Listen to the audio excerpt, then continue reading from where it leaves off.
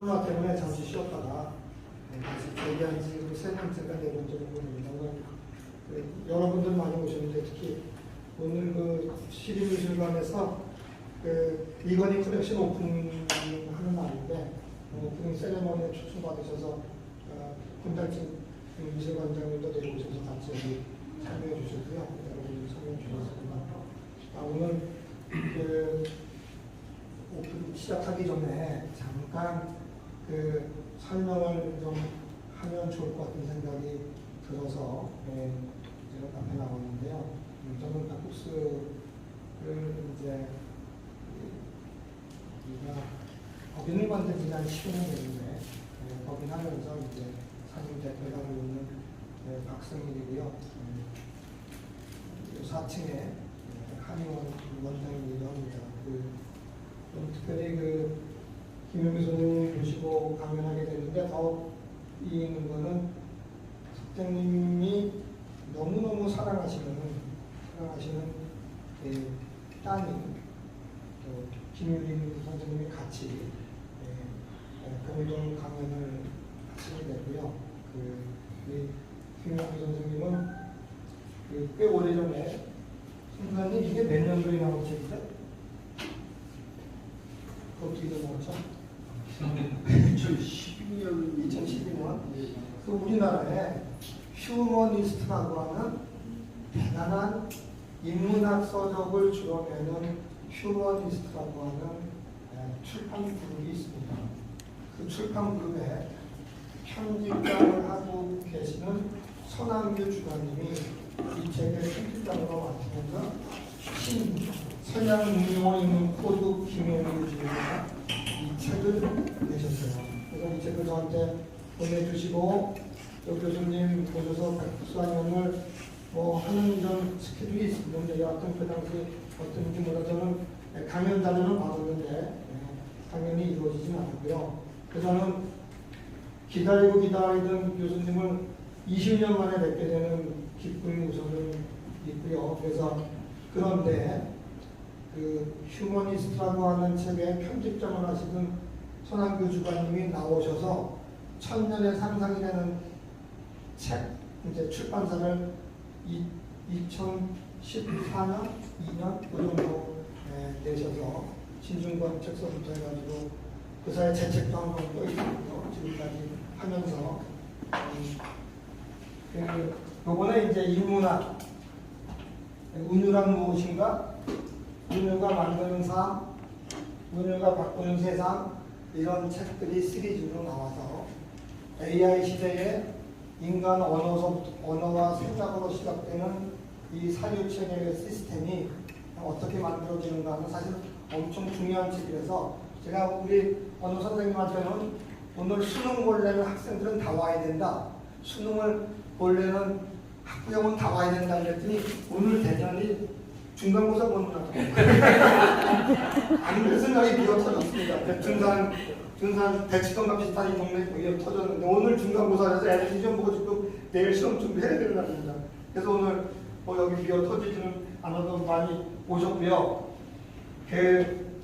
선생님께서 며칠 전에 생각의 시대라는 책을 저한테 보내주셨어요. 그 제가 갈 테니까 이 책을 왜 보내주셨나 제가 읽어봤더니 운유란 무엇인가가 나온 이 책에 근원이 되는 책이죠. 그 근원이 되는 책에 뭐라고 말씀을 주셨냐면 원장님 감사합니다. 평안하고 우뚝하심을 빕니다. 근데 이날 아침에 제가 컨디션이 몸이 좀 안 좋았는데 우뚝하심을 빕니다. 이 말 한마디에 척추 근육에 힘이 들어오면서요. 힘이 막 생겼습니다. 그러니까 의사를 치료하는 철학자세요. 말씀 한마디로. 그래서 정말 반갑게 이 책을 제가 받아서 또 이메일을 드렸고요. 제가 특별히 선생님을 또 하나 좋아하는 거는 선생님이 이 책을 보면 제가 좋아하는 조직신학의 몰트만이라고 하는 독일의 유명한 조직신학이 있습니다. 희망의 신학이라는 책인데요. 교수님은 당연히 아시겠죠? 제가 이 책을 다 읽었을 리는 없죠. 앞만 조금 읽었는데 여하튼 이 책이 우리에게 신앙의 무슨 뜻이지라고 고민했는데 여기에 뭐라고 써 있느냐면요. 그러니까 유한한 인간, 유한한 지구, 유한한 인간과 유한한 지구를 극복하는 여기에 저항하는 유일한 방법은 희망을 갖는 거다. 어떤 느낌이세요? 한 센텐스에 다가오죠. 누구나 죽고 지구도 무너져 가고 있지만 아주 관념적인 얘기지만 거기에 저항하는 유일한 방법은 그럼에도 불구하고 희망을 갖는 거다 라고 한 머리말 쪽에 이 센텐스가 늘 기억이 납니다. 그래서 이 몰투한 교수님의 그래서 제가 하는 것이 김윤 선생님은 그 미네소타 주립대학에 커뮤니케이션을 전공했는데 심리학을 주전공을 하셨어요. 그래서 그 이제 수마쿰라우데라고 최우등 졸업을 매 학기 하시면서 재학 중에 퍼블릭 스피킹과 원래 수사학 전공 영구조교를 있으면서 그걸 계속 그 학교 다니면서도 하시면서 공연 관람을 좋아하고 문학 작품과 노래 가사 그리고 공연 대사나 뮤지컬 넘버에 담긴 수사학적 기법을 연구하고 탐색하는 것에 흥미가 있었다. 그리고 언어가 우리 삶과 사회를 바꿀 수 있다는 것을 믿으며 사람들에게 긍정적인 영향력을 주는 사람이 되는 것을 목표로 청소년과 일반인을 위한 생각하기, 말하기, 글쓰기에 관한 책을 저술 중이다.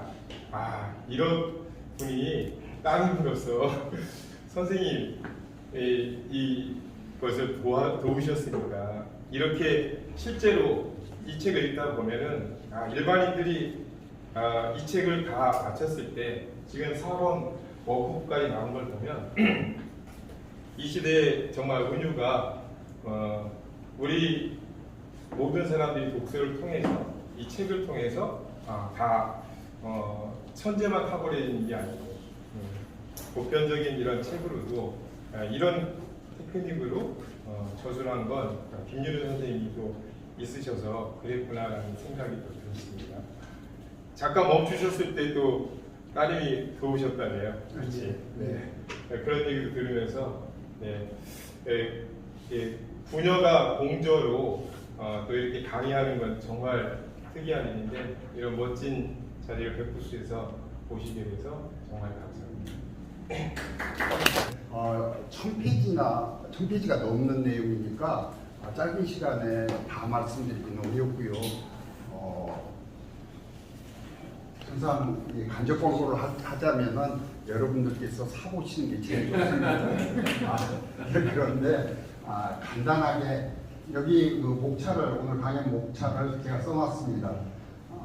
생각이란 무엇인가, 은유란 무엇인가, 이 둘은 제가 이론적인 얘기입니다. 간단하게 개요만 말씀드릴까 합니다. 주마 강사는 있지만은 아쉽지만 한정된 시간이니까 제가 한 40분 쓰고 딸아이가 한 40분 쓸 텐데 김유림 쌤은 저는 이론적인 내용인데 좀 실용적인 그러니까 은유적 사고력을 기르는 방법을 한 4가지 정도 여러분들에게 소개해드리려고 합니다. 제 생각에는 오늘 그 지루한 부분은 제가 하고 재미있고 여러분들에게 유용한 부분은 김유림 쌤이 하지 않겠나 이런 생각을 합니다. 여러분 잘 아시다시피요, 은유는 역사가 굉장히 오래된 생각의 방법입니다. 생각의 도구예요. 기록에 보면은 그러니까 기원전 2000년, 지금으로부터는 한 4000년 전에 수메르, 메소포타미아 부분의 그 우루 왕국에 기독교를 믿는 분들은 구약 성서에 아브라함이 태어나서 자랐던 곳이 우루입니다. 거기에 두 번째 왕이었던 슐기가 점토판을 안에다 써서 남긴 서사시가 있는데 거기에도 은유적 표현들이 등장하는 걸 보면 굉장히 오래된 생각의 방법입니다. 그런데 유감스럽게도 이 독특한 생각의 방법이 그리스로 넘어오면서부터 수사법으로 전락하게 됩니다. 그러니까 설득을 위한 어떤 방법, 생각의 도구 이런 걸로만 그저 지난 4~7년 동안을 그렇게 사용해 왔어요. 단지 소수의 천재들만 은유를 이 생각의 방법을 창의의 도구로 사용하기 시작했습니다. 근데 아무도 그것을 주목하지 않았어요.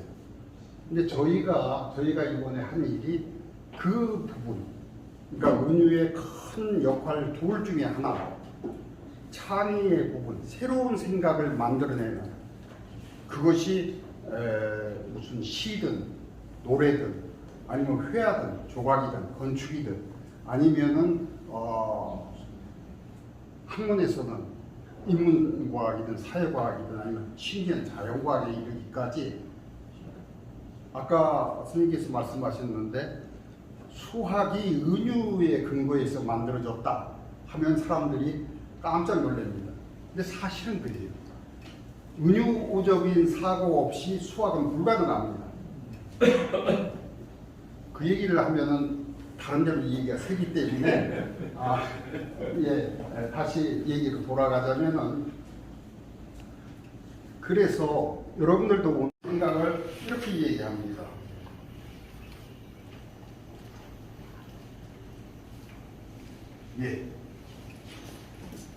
제럴레덜만 같은 사람은 여기 주로 노란색으로 이렇게 사각형을 지어놓은 지각에 의해서 인식되는 1차 의식과 여기 푼색으로 언어와 기호에 의해서 이루어지는 2차 의식의 총합이다 이런 식으로 얘기하는데 저는 거의 같은 얘기를 조금 다르게 얘기합니다.